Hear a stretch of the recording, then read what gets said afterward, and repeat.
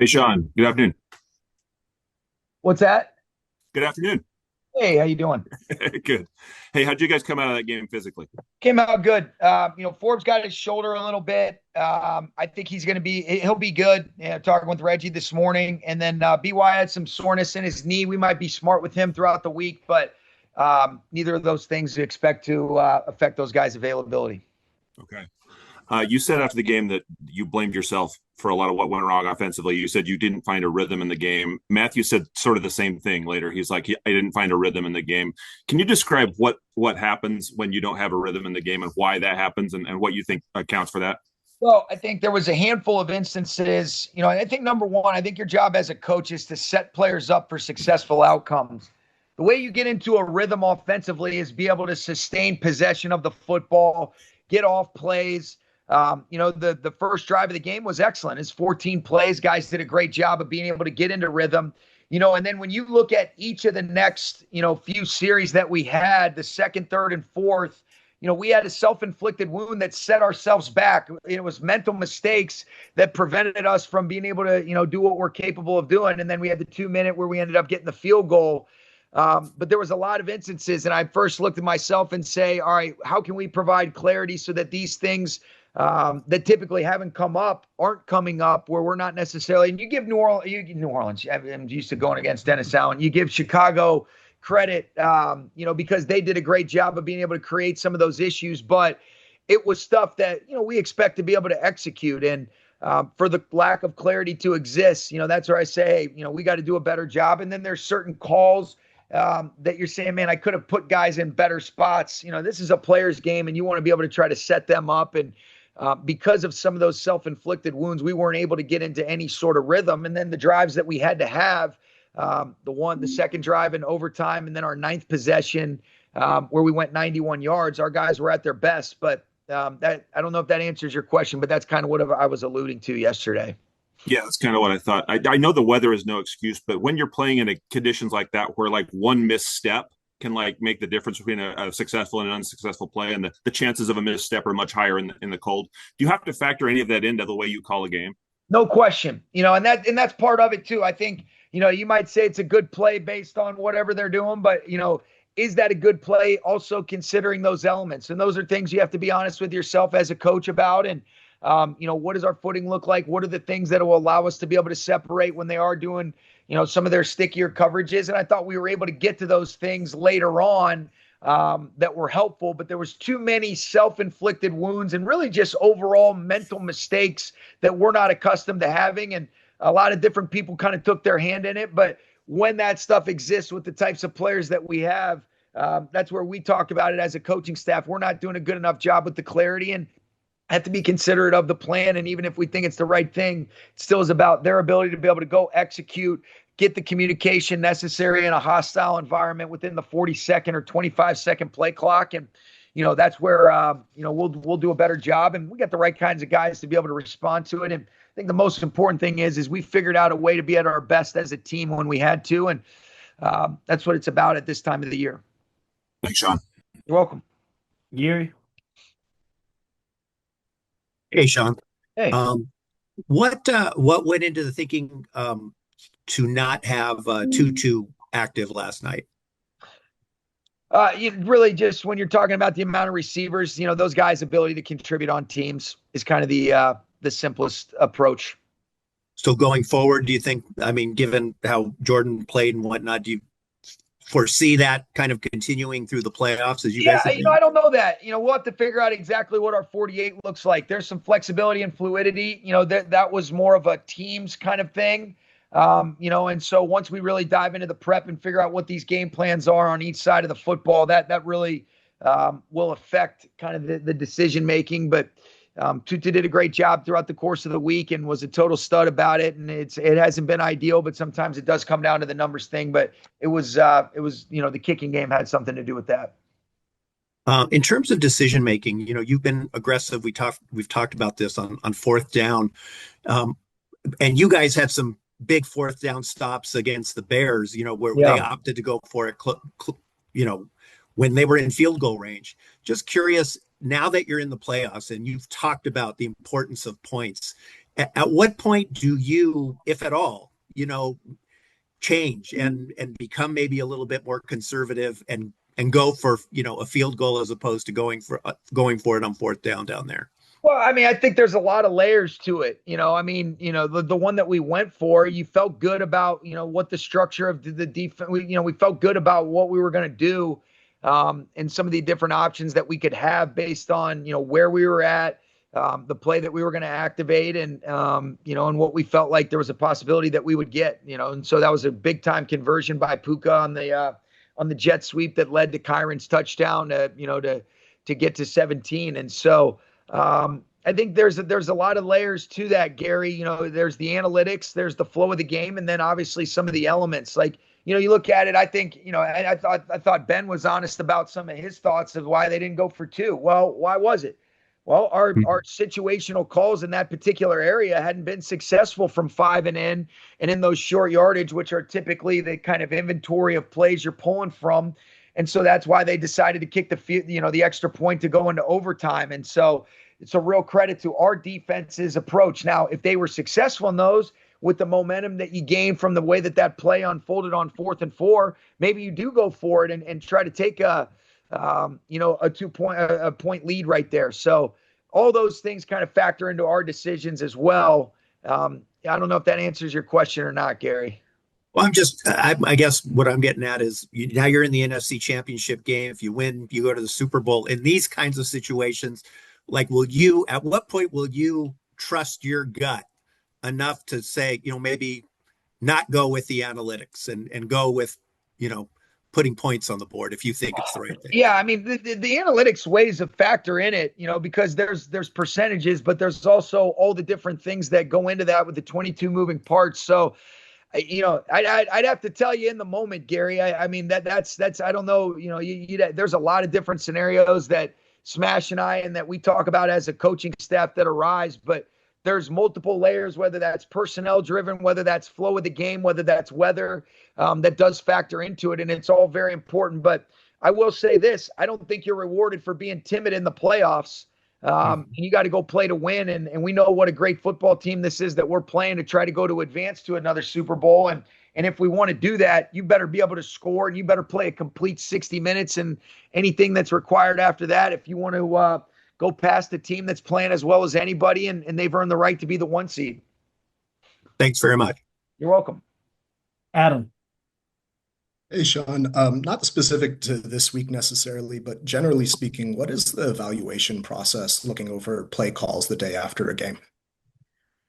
What it is you go through the game and you say, okay, what was the thought process in the midst of it? How did that align with your prep? If some of the prep was confirmed or if there's some things that were different, are you ultimately feeling like you're setting guys up for successful outcomes? And are there the answers, to be able to create leverage and angles in the run game, do the same thing with the way that we're distributing the field in the pass game, having appropriate protection answers. So it's kind of an after action review, if you will. And in a lot of instances, you don't want to be so caught up in whatever the result is, because I've had a bunch of bad play calls where the players make it right and it's a successful outcome. And then we've had some stuff where we like the look and maybe we weren't able to execute for a variety of reasons that do come up. It's why this is the greatest team sport, but it involves going through and diving deep into the tape, aligning that with your thought process from a preparation perspective. And then if there was anything that was different within the flow of the game and what was required, but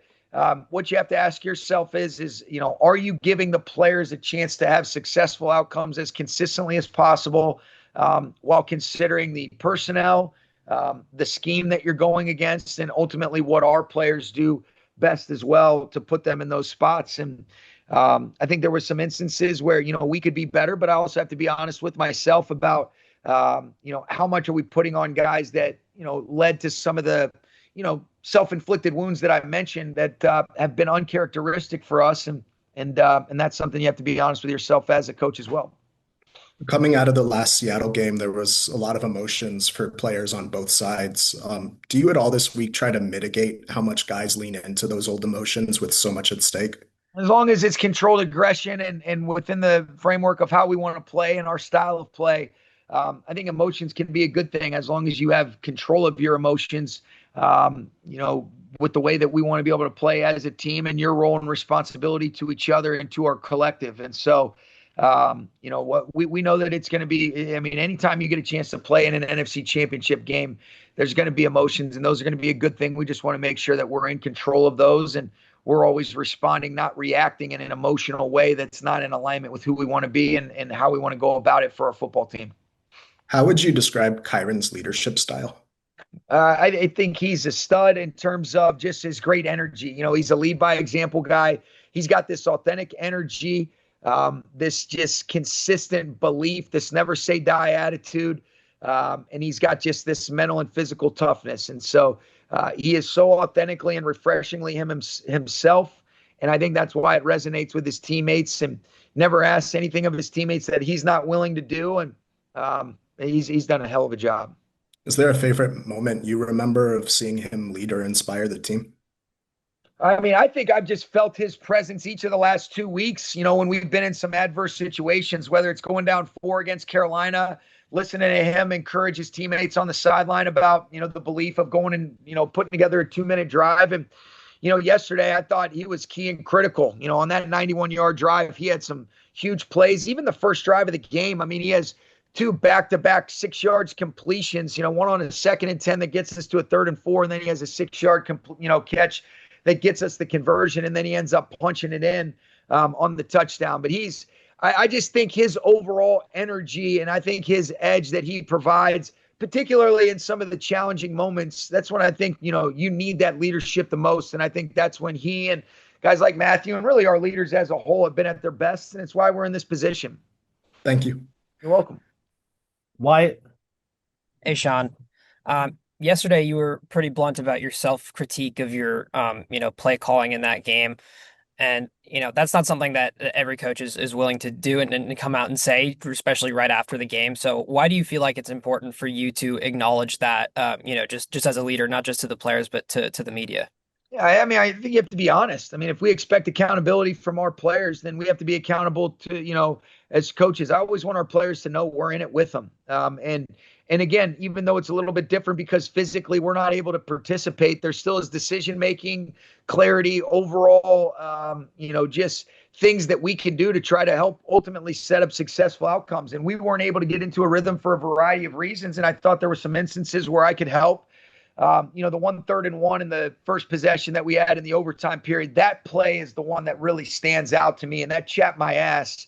And then there were some other ones where you're saying, you go back and you look at it and you say, man, I could have been better, but I also think we could have been better collectively. And so I think the most important thing, Wyatt, to answer your question is that we want to make sure that we're modeling and we're doing the things that we ask of our guys. And we always talk about we're all connected. We're all in it together.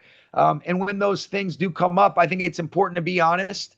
And that's kind of how I've always been. And I do think that, that one play was the one that stood out. And there's some other ones that, you could do better, but, I'm always going to try to see where I can improve to be better for our guys. And as soon as that stops, then I'm not going to be doing this anymore. And a lot has been made this year about personnel matching, just in terms of, matching the personnel on offense versus matching the down and distance tendencies that people do. So I know that Seattle is, one of the teams that does a lot of, match. You there? We lost you, Wyatt. We'll come back to Wyatt. Nate. Hey, Sean, just following up on last night, you mentioned that you have to take into account, the weather and the game situations and what you're calling. I know you were very critical in how that played out from your end, but I was just curious if you could explain kind of what was the thought process of throwing so much early in the game versus, leaning on wide receivers versus running and playing more tight ends. Yeah, there were some instances where we did have runs called and we ended up getting to some other stuff, some of which we wanted, some that we didn't. And so, those are areas that I think at the end of the day, I've got to be better, got to be able to have some clarity. And I think to your point, there was some instances where, we weren't able to do that at a high clip. I thought we did have success early on on that first drive. And then you start talking about the second series. We had 3 plays where we went 3 and out. We had a mistake that occurred on the 3rd down and 4. Then on the third series, we ended up having another mistake, on the 1st and 10 after we gained a first down, after we ended up hitting Ferg on the 3rd down and 11. And then on the 4th series, again, we had a mistake protection wise. And so I think at the end of the day, we've got to consistently execute. We got to provide clarity.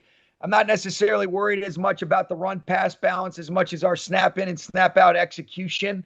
And that wasn't good enough. And then what I'll also make sure that there's ownership on, so it's not misunderstood, is if we aren't having successful outcomes, let's pivot a little bit quicker when the situation and the circumstances dictate, if that gives us a chance to have more success. And I thought that did illustrate itself later on in the game, but it took a little bit too long. And that's where I was kind of, critical of myself. And, I won't run away from that. Mm-hmm.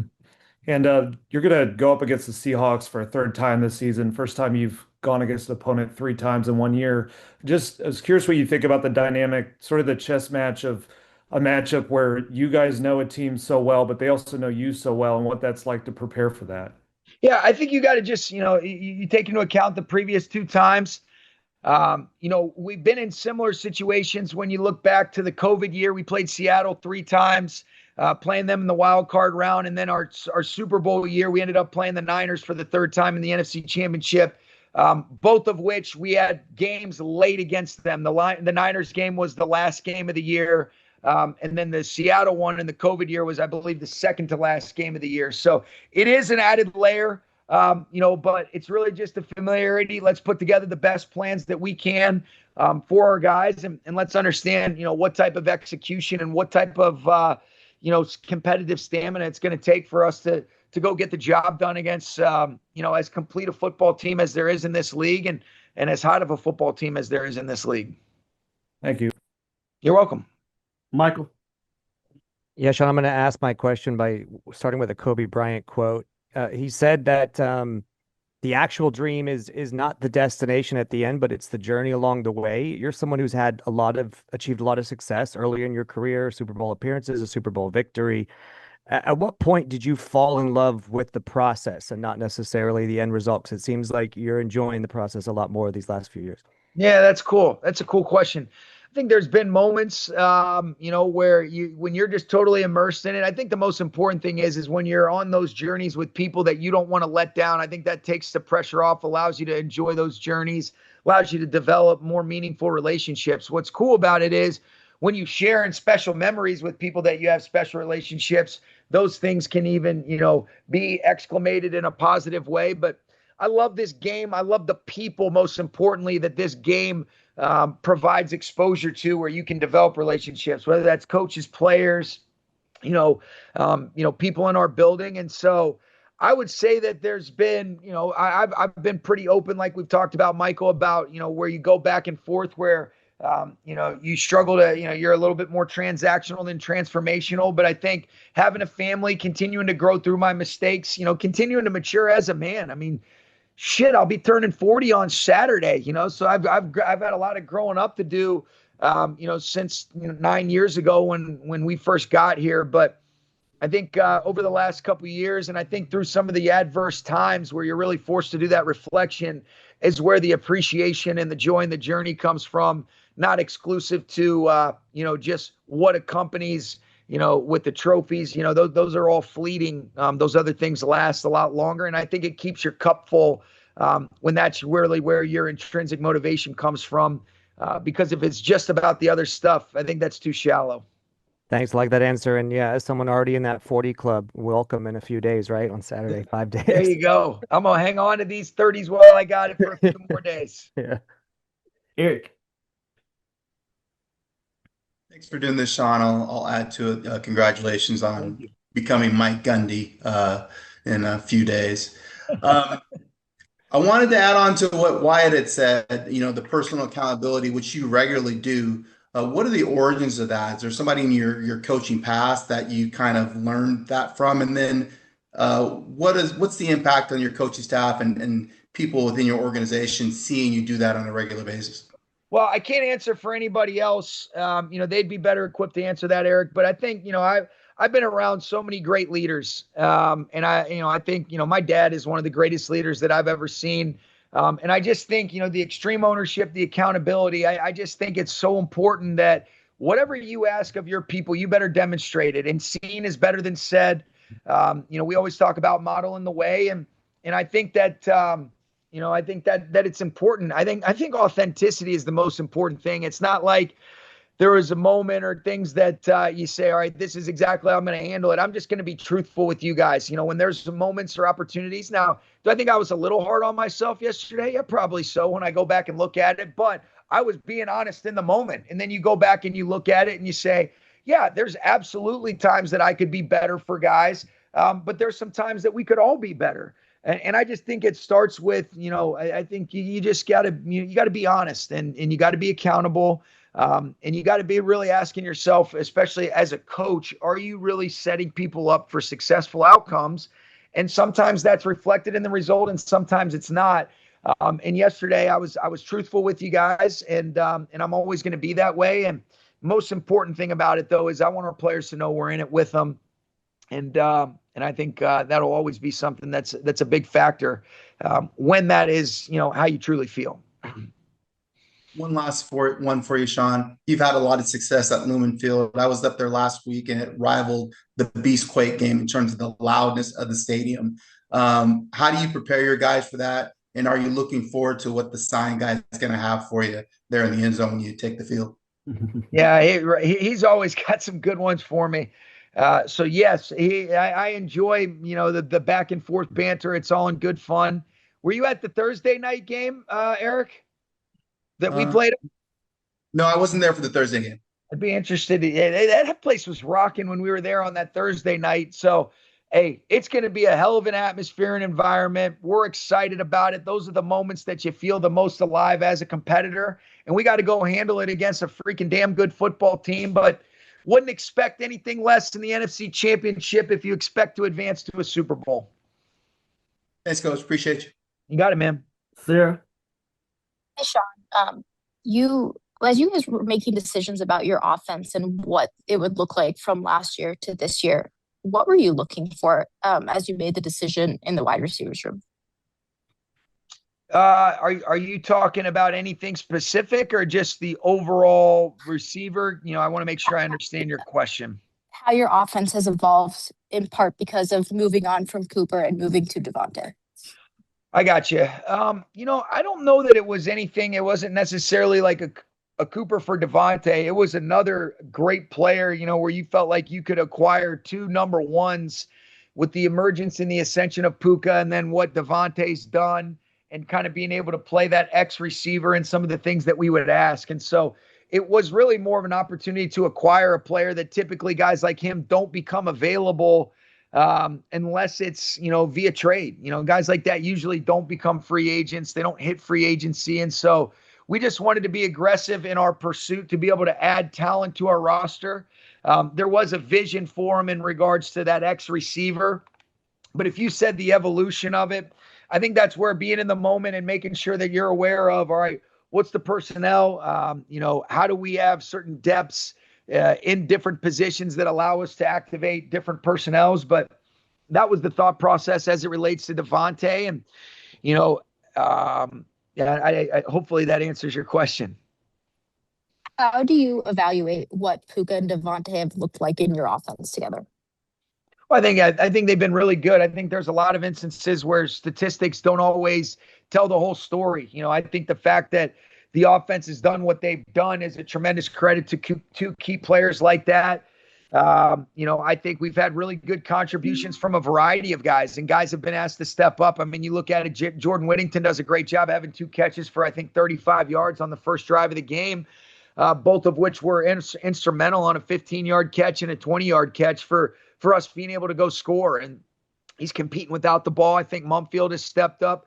Tutu's had his great moments, as has Xavier Smith. So I've been really pleased with that group. I've been really pleased with our offense as a whole. And even yesterday, I think the standards that these guys have set for themselves, you don't take any credit away from the Bears, but we expect to play better. But the most important thing was we were at our best in the most important moments, and that's what competitive greatness is about. And, we're going to need that this week. Thank you. You're welcome. Omar. Hey, Sean. Hey.